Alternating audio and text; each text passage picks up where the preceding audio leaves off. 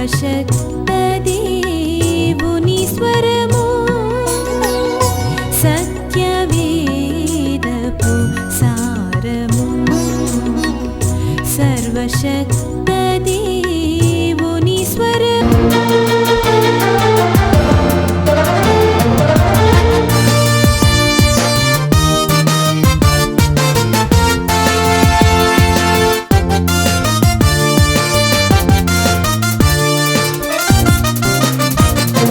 యేసుతోటి విగాను పోదమా అడ్డుగా వచ్చు వైరి గెల్వను యుద్ధనాదంబుతో పోదమా యుద్ధనాదంబుతో పోదమా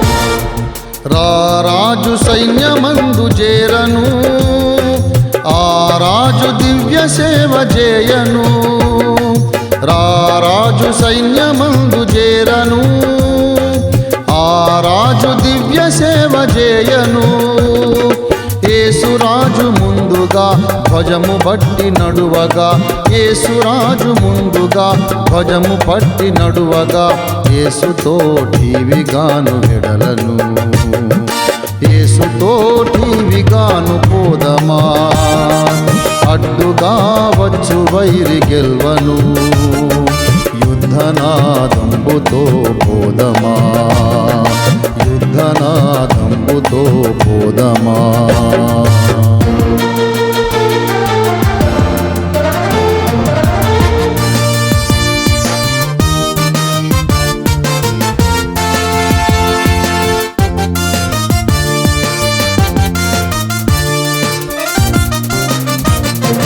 విశ్వాస కవచమున్ ధరించుచు ఆ రాజునాజ్ఞమదిని నిల్పుచు విశ్వాస కవచమున్ ధరించుచు ఆ రాజునాజ్ఞమదిని నిల్పుచు అనుదినంబు శక్తిని పొందుచున్న వారమై అనుదినంబు శక్తిని పొందుచున్న వారమై యేసుతోటి విగాను వెడలను యేసుతోటి విగాను పోదమా అడ్డుగా వచ్చు వైరి గెల్వను యుద్ధనాదంబుతో పోదమా యుద్ధనాదంబుతో పోదమా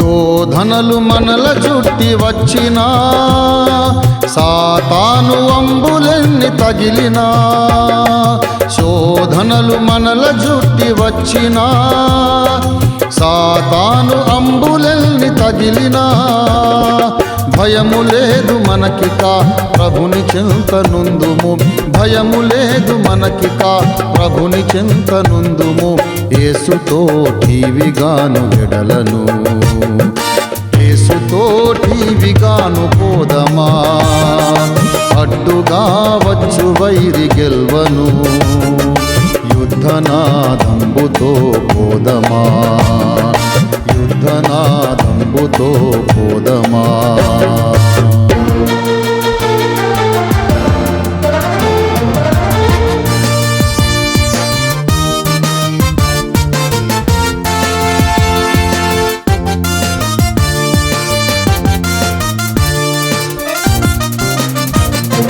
ఓ యువతి యువకులార చేరుడి శ్రీ యేసురాజు వార్త చాటుడి ఓ యువతి యువకులార చేరుడి శ్రీ యేసురాజు వార్త చాటుడి లోకమంత ఏకమై లోకనాథు గెలువను లోకమంత ఏకమై లోకనాథు గెలువను సాధనం ఎవరు నీవు నేనుగా యేసుతోటి విగాను పోదమా, అడ్డుగా వచ్చు వైరి గెల్వను, యుద్ధనాదంబుతో పోదమా, యుద్ధనాదంబుతో పోదమా.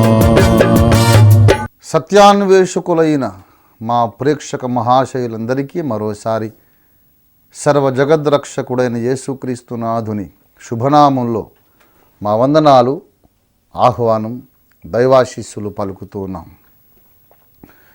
ప్రియులారా, నేటి మన సత్యవేద సార పరిశోధన కొరకు మూలవాక్యంగా అపోస్తలుల కార్యాల గ్రంథం 17వ అధ్యాయం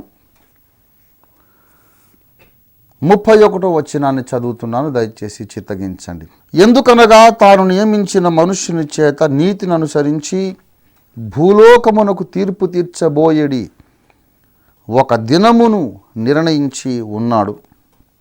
మృతులలో నుండి ఆయనను లేపినందున దీని నమ్ముటకు అందరికీ ఆధారము కలుగజేసి ఉన్నాడు. ప్రియులారా, ఇంతకు మునుపు చెప్పిన పాఠంలో నేను విన్నవించాను, బలవంతపు మతం మార్పిడులు అనే భావనే జ్ఞానహీనమైన భావన, ఇట్స్ ఎ ఫులిష్ కాన్సెప్ట్ అనే విషయం నేను విన్నవించాను. అయినా మేధావులు ఆ మాట మాట్లాడడానికి ఒక కారణం ఉన్నది. మతం మారుతున్న ప్రతి ఒక్కడి మీద ఏదో ఒక రకమైన బలవంతం, ఒత్తిడి అనేది తేవడం జరుగుతూ ఉంది. ఏ ఒత్తిడి లేకుండా ఎవడు తన చిన్ననాటి విశ్వాసాలు మార్చుకోడు అనే విషయాన్ని ఆ పెద్దలు గుర్తించి, గ్రహించి, అంగీకరించి అలా మాట్లాడుతున్నారు అనే విషయాన్ని నేను విన్నవించాను. ఆ మాట నిజమేనని కూడా ఒప్పుకున్నాను. ఏదో ఒక బలవంతం, ఒత్తిడి అనేది లేకపోతే ఎవడైనా తన చిన్ననాటి నమ్మకాలు ఎందుకు మార్చుకుంటాడు? ఏదో ఒక ఒత్తిడి ఉంది. ఆ ఒత్తిడి ఏంటంటే తమ సొంత మనస్సాక్షి చేత వారు ఒత్తిడి చేయబడుతున్నారు. ప్రతి మానవుడికి ఒక కాన్షియన్స్ అనేది ఉంది, మనస్సాక్షి ఉంది. ఏదన్నా తప్పు చేస్తుంటే లోపల ఆ మనస్సాక్షి కేకలు పెడుతుంది, తప్పు తప్పు, వద్దు, చేయవద్దని. ఏదైనా న్యాయమైన పని చేయాల్సి వచ్చినప్పుడు నీవు ఇది చెయ్యని అంతరంగములో దేవుడు ఉంచినటువంటి అంతర్వాణి, మనస్సాక్షి అనే అంతర్వాణి ఉంది. ఆ అంతర్వాణి చేత మానవుడు బలవంత పెట్టబడి క్రీస్తు సువార్తను నమ్ముతున్నాడు, యేసును తన దైవముగా అంగీకరిస్తున్నాడు. మానవుని మనస్సాక్షి ఎందుకు వాడిని బలవంత పెడుతోంది అన్న ప్రశ్నకు సమాధానం ఏమిటంటే, తిరుగులేని ఆధారాలు ఉన్నాయి. క్రీస్తు సువార్తకు తిరుగులేని రుజువులు ఉన్నాయి అనే విషయాన్ని విన్నవించాను. నేటి మన మూలవాక్యంలో ఈ సంగతి వ్రాయబడి ఉంది. దీని నమ్ముటకు దేవుడు అందరికీ ఆధారము కలుగజేసి ఉన్నాడు. క్రైస్తవ మత విశ్వాసము మూఢనమ్మకం కాదు. క్రైస్తవ మత బోధన, ప్రబోధములు, సువార్త, సిద్ధాంతము గుడ్డి నమ్మకం కాదు, అంధవిశ్వాసం కాదు. సొంత ఆలోచన ధోరణి లేనివారు, ఏదో మా అమ్మ చెప్పింది, నాన్న చెప్పాడు, పెద్దలు చెప్పారని గుడ్డిగా నమ్మిన నమ్మకం కాదండి. తిరుగులేని ఆధారాలు ఉన్నాయి. ఎవరైనా నిజంగా హేతువాది అయితే, నిజంగా తర్కము తెలిసిన వాడైతే, నిజంగా ఆధారాలు గౌరవించే సౌజన్యము, యథార్థ హృదయం కలిగిన వాడైతే తప్పక సువార్త నమ్ముతాడు, నమ్మి తీరాలి, గత్యంతరం లేదు. ఇంతకు ఇంత ఘంటాపథంగా కుండ బద్దలు కొట్టి మరీ చెబుతున్నారు, ఏమిటయ్యా ఆధారాలు అని మీరు అడగండి. చెప్పడానికి నేను ఇక్కడ కూర్చున్నాను. ప్రియులారా, సువార్త ప్రకటిస్తున్నటువంటి మహాసత్యము మొట్టమొదట క్రీస్తు సువార్తలోని మొట్టమొదటి విషయం ఏంటంటే మానవుడు స్వతసిద్ధముగా పాపి అని, జన్మతః పాపి. ఈ పాపము అనే దాన్ని చాలామంది అర్థము చేసుకోలేక అపార్థం చేసుకొని బైబిల్ పట్ల ద్వేషం పెంచుకుంటున్నారు.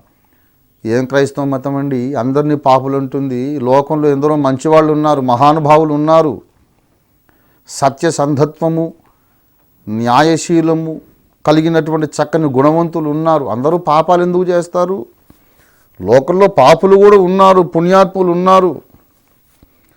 యోగి వేమన చెప్పలేదు, ఉప్పు కప్పు రంబు ఒక్క పోలిక నుండు చూడ చూడ రుచుల జాడవేరు, పురుషులందు పుణ్య పురుషులు వేరయా అని వేమన యోగి చెప్పాడు. అందరూ పాపులు అంటారు ఏమిటి క్రైస్తవులు? నిజమే, బైబిల్ అంటుంది పురుషులందు పుణ్య పురుషులు లేరయా అని. బైబిల్ చెబుతోంది రోమాపత్రిక 3వ అధ్యాయం 23వ వచనంలో, ఏ భేదమును లేదు, అందరూ పాపము చేసి ఉన్నారు. రోమా 3:10-11 వచనాల్లో ఇందును గూర్చి అందరి మీద దోషారోపణ చేసి ఉన్నాము, నీతిమంతుడు లేడు, ఒకడును లేడు. మరి అదే అందుకొరకే బైబిల్ మీద ద్వేషం పెరిగింది. అందరూ పాపులు అంటుంది బైబిల్ అని. మొన్న ఎక్కడో చూశాను ఒక ప్రచారం, ఒక బ్యానర్ ఎక్కడో చూశాను, భారతీయులారా మీరందరూ అమృతపుత్రులు, అమృతపుత్రులైన మీరు మతం మారి పాపులు కాకండి అని ఒక బ్యానర్ రాశారు. ఆ బ్యానర్ వందల కొద్ది వేల కొద్ది కాపీలు నగరం అంతటా వేలాడదీశారు. మతము మారి పాపులు కాకండి అన్న వ్యాఖ్యలో ఒక వ్యంగ్యం ఉంది, సర్కాజం ఉంది. అదేమిటంటే మీరందరూ పాపులని చెబుతున్న మతం క్రైస్తవ మతం, అందులోకి పోతే మీరందరూ పాపులను ఒప్పుకున్నట్లు అవుతుంది. ఇప్పుడు మనమున్న మతమేమో మనం పాపులని చెప్పట్లేదు, ఈ మతంలో ఉంటే అమృత పుత్రులుగా మనం గుర్తించబడతాం. ఆ మతంలోకి పోతే, మ్లేచ్ఛ మతంలోకి పోతే పాపులారా అని పిలుస్తుంది. ఆత్మాభిమానం లేదా? మిమ్మల్ని పాపులు అని పిలిచే మతంలోకి ఎందుకు వెళ్తారు అన్న ఒక చురక, ఒక వ్యంగ్యోక్తి ఉంది. ప్రియులారా, వేదాలు చదవండి దయచేసి. దేవుడు ఎప్పటికైనా నాకు 100,000 కోట్ల రూపాయలు ఇస్తే చతుర్వేద సంహిత ప్రజల భాషలో ముద్రించి భారతదేశంలోని ప్రతి కుటుంబానికి ఉచితంగా ఇస్తాను కానుక. ప్రతి భారతీయుడు వేదాలు చదవాలండి. వేదాలు చదవకపోతే ఇలాంటి అభిప్రాయాలే, ఇలాంటి వితండవాదాలే పుట్టుకొస్తాయి. వేదములను చదవండి. వేదాల్లో ఏమని రాయబడిందో తెలుసా? భారతీయులందరూ అమృతపుత్రులు అని లేదు వేదాల్లో. అసలు భారతీయుడు అన్న మాటే లేదు. భారత జాతి గొప్పది, మ్లేచ్చులందరూ నీచ జాతులు, నా జాతి గొప్పది, నా జాతిలో మళ్ళీ ఫలానా భూసురోత్తములు అగ్రవర్ణాలు వాళ్ళు గొప్పవాళ్ళు, మిగతా వాళ్ళు నీచులు, నా జాతి గొప్ప, నా జాతి గొప్ప అన్నటువంటి ఆ అహంభావపూరితమైన భావాలు వేదాల్లో ఎక్కడా లేవు. భారత జాతి గొప్పది, అమెరికా జాతి నీచమైంది, జర్మనీ జాతి నీచమైంది అని కాదు, మానవ జాతి గొప్పది అంటుంది బైబిల్. మానవ జాతి గొప్పదంటుంది వేదం. వేదాలు మానవ జాతిని గూర్చి మాట్లాడితే తప్ప భారత జాతి, మ్లేచ్ఛ జాతి, ఆఫ్రికా జాతి, నల్ల జాతి, తెల్ల జాతి అనవు. వేదములలో కులమునకు, వర్ణమునకు, వర్గమునకు ప్రాధాన్యత లేదు. నరజాతి యావత్తు ఏక కుటుంబం అంటుంది వేదం. ప్రియులారా, వేదాల్లో ఏమి వ్రాయబడి ఉందంటే, ఓ అగ్నిదేవా మా పాపములను పరిహరించుము, ఓ వరుణుడా మా పాపములను పరిహరించుము, ఓ ఇంద్రుడా మా పాపాలను పరిహరించుము, ఓ వాయువా మా పాపములను పరిహరించుము. మహర్షులు ప్రార్థన చేశారండి. మీరందరూ అమృత పుత్రులు అని వేదాలు చెప్పలేదు. దేవుని వద్దకు వెళ్ళి పాప క్షమాపణ పొందవలసిన